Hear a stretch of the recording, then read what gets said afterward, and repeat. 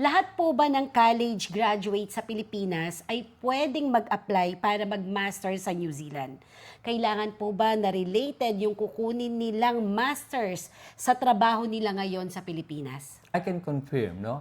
Ang mga Pilipino na nagtapos ng bachelor's degree has an easier pathway, no, para mag-aral ng masters. Pero alam mo ba, Mabel, na hindi mo kailangan bachelor's degree para mag-masters dito sa New Zealand? Nire-recognize po nila yung tinatawag na recognition of the prior learning, katulad ng mga IT.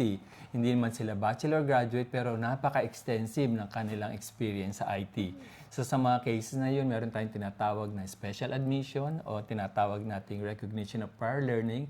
At kapag ang eskwelahan ay nakita na parang napag-aralan niya na itong mga essential papers para sa bachelor's degree, then binibigyan nito ng offer for a master's degree here in New Zealand.